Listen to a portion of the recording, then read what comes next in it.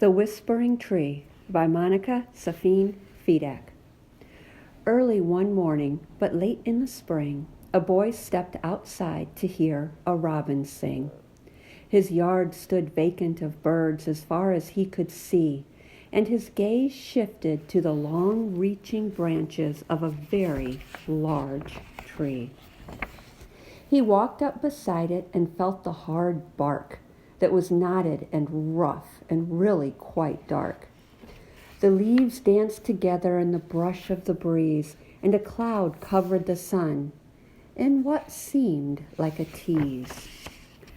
The leaves danced together and gave off a sound which made him look all around, from the sky to the ground, until he realized it was the hum of the whispering tree, almost as quiet as the buzzing of a bumblebee.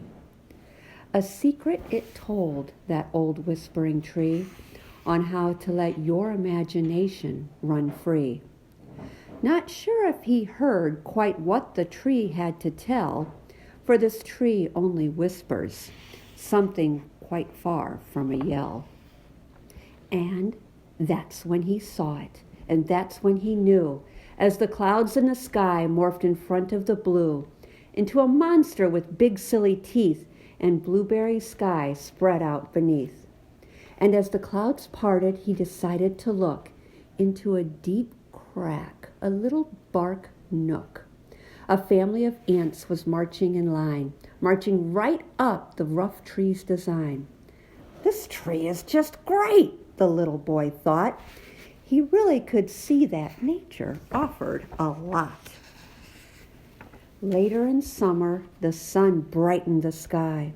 A bird landed on a branch, but waited to fly. The boy looked at him with eyes full of hope, and the bird must have recognized as she sang a sweet note. The leaves were now larger, fuller, and greener. They whispered softly with their sweet tree demeanor. In the breath of a breeze, the tree seemed to say, "Relax and enjoy this beautiful day." Suddenly, a flutter of color caught his eye, of the paper-thin wings of a small butterfly. Looking closer, he saw not one, but three, right there playing in the shadow of his whispering tree. In a game of tag, they swooped and they swerved in a colorful line, looping and curved. The leaves later changed into colors like flames, falling to the ground in piles for games. On a cool, quiet evening next to his tree, the wind died down a considerable degree. For a moment, he didn't hear a whisper at all, so he breathed in deeply and watched a lone leaf fall. And that leaf fluttered down nearly silently, but still. It seemed to say something, as this tree always will. This leaf that was red landed beside one mostly of yellow, their edges just barely touching in a friendly hello. He arranged a mural of leaves on the ground, making a beautiful picture with fall colors all around. When the air got colder and the wind began to blow, the world turned a bit grayer and it started to snow. The little boy didn't mind. He put on his warm clothes to head out and hear winter's secrets the tree might disclose. The whispering branches reached empty and bare, with only a couple brown, crinkled leaves to spare. That didn't matter, for the boy heard a sound. "Go ahead," it seemed to whisper. "Look around." He looked at the branches and noticed the ice that sparkled a bit and was really quite nice. The snowflake that landed on his warm mitten was expertly crafted, a design uniquely written. Though his nose and his toes began to get a bit cold, he stayed out to play until "Time to come in," he was told. He couldn't wait to head out again the next day, for playing in nature, he thought, is the best way to play. Early next spring, but late in the dawn, the boy again stepped outside onto his lawn.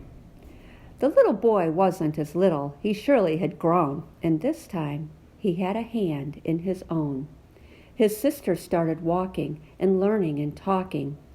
Now the boy wanted to share his favorite spot that danced in the wind and whispered a lot. She looked up at him, waiting, with big bright eyes. He said, "This tree tells you secrets, but never tells lies. Listen closely, like this."